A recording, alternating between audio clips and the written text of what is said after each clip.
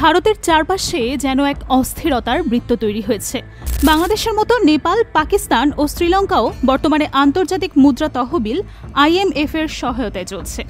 আফগানিস্তান ও Myanmar কার্যত ব্যর্থ বা প্রায় ব্যর্থ রাষ্ট্রে পরিণত হয়েছে। আর চীন ও পাকিস্তান দুই প্রতিবেশী ভারতের সঙ্গে সীমান্ত বিরোধে জড়িত। তাদের বিরোধপূর্ণ সম্পর্কের ইতিহাস দীর্ঘ এবং দুটো দেশই পারমাণবিক শক্তিধর। দক্ষিণ এশিয়ার দেশগুলোর অর্থনৈতিক ও প্রাতিষ্ঠানিক কাঠামো এমনিতেই দুর্বল। এই অঞ্চলের দেশগুলোর মোট বাণিজ্যের মাত্র ৫% হয় পরস্পরের সঙ্গে। গত কয়েক বছরে ভারতের আলোচনা ও বিশ্লেষণে প্রাধান্য পেয়েছে দেশটির বৈশ্বিক ভূমিকা ও পরাশক্তি হয়ে ওঠার উচ্চাভিলাষ। ২০২৩ সালের G20 সম্মেলনের সভাপতিত্ব, মহাকাশ অভিযান, বিশ্বের দ্রুততম প্রবৃদ্ধির বৃহৎ অর্থনীতি হিসেবে অবস্থান এবং দশকের শেষে তৃতীয় বৃহত্তম অর্থনীতিতে পরিণত হওয়ার সম্ভাবনা, এইসব বিষয়ই অভ্যন্তরীণ আলোচনা এসেছে বেশি। পাশাপাশি যুক্তরাষ্ট্র, চীন, রাশিয়া ও ইউরোপের মতো শক্তিধর দেশগুলোর সঙ্গে ভারতের সম্পর্ক নিয়েও হয়েছে ব্যাপক আলোচনা। কিন্তু ভারতের মধ্যে এই আলোচনায় নিকট প্রতিবেশীরা যেন ধীরে ধীরে অদৃশ্য হয়ে যাচ্ছে। এটার একটা কারণ নয়াদিল্লির নিজস্ব প্রবণতা, যেটা বিশ্বশক্তি হিসেবে নিজেকে তুলে ধরা এবং পাকিস্তানকে পাশ কাটিয়ে পুরো অঞ্চলকে আলাদা নজরে দেখা। দক্ষিণ এশিয়ার আঞ্চলিক সহযোগিতার বর্তমান অবস্থা নিয়ে যুক্তরাজ্য সফরে যাওয়া ভারতীয় সংসদ সদস্যদের একটি প্রতিনিধি দলের সঙ্গে এক রুদ্ধদ্বার আলোচনায় এক সদস্য বলেন, ভারত তার প্রতিবেশীকে ভৌগোলিক দূরত্বে নয় বরং পারস্পরিক স্বার্থ দিয়ে সংজ্ঞায়িত করে।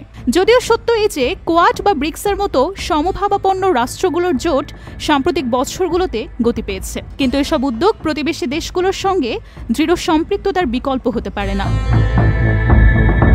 দক্ষিণ এশিয়ার অস্থিরতার সঙ্গে আঞ্চলিক ঘটনাবলীকে নয়াদিল্লির গুরুত্ব না দেওয়ার প্রবণতা গভীরভাবে বিশ্লেষণের দাবি রাখে। কিন্তু ভারতীয় পররাষ্ট্রনীতির আলোচনায় এমন বিশ্লেষণ প্রায় অনুপস্থিত। এই উদাসীনতা ভারতের সীমান্ত অঞ্চলগুলোতে স্পষ্ট। নরেন্দ্র মোদী সরকার ক্ষমতায় আসার পর ভারতের লুক ইস্ট নীতি রূপান্তরিত হয় অ্যাক্ট ইস্টে। কিন্তু মিয়ানমারের গৃহযুদ্ধ এবং বাংলাদেশে ভারতের প্রতি কম সহানুভূতিশীল সরকার ক্ষমতায় থাকায় ওই উদ্যোগ স্থবির হয়ে পড়েছে। ওয়েস্ট এশিয়া নীতিতে ভারত এই অঞ্চলে পাকিস্তানের পর পশ্চিম দিকে যোগাযোগ জোরদারের মাধ্যমে নানা বাধা কাটিয়ে উঠেছে। পশ্চিমা দেশগুলো অনেক সময় ভারতকে একা একটি দেশ হিসেবে দেখে। সেটা দক্ষিণ এশিয়ার সামগ্রিক প্রেক্ষাপটে নয়, বরং এর পেছনে আংশিক কারণ প্রশাসনিক জটিলতা। বাস্তবতা হলো, প্রধান আঞ্চলিক শক্তি হিসেবে ভারত এই অঞ্চলের দেশগুলোর জন্য গুরুত্বপূর্ণ অংশীদার। নয়াদিল্লির কার্যক্রম যেমন শ্রীলঙ্কা ও মালদ্বীপকে সাম্প্রতিক আর্থিক সংকটের সময় অর্থনৈতিক সহায়তা দেওয়া ভারতকে শেষ আশ্রয় হিসেবেই উপস্থাপন করেছে। তবে ভারতের জন্য প্রয়োজনীয় যথাযথ পদক্ষেপ নেওয়া সহজ হবে না, কারণ বৈশ্বিক উন্নয়ন সহায়তা কমছে, বৈদেশিক নীতি এখন অগ্রাধিকার নিয়ে প্রতিযোগিতা করছে এবং আর্থিক চাপ বৃদ্ধি পাচ্ছে।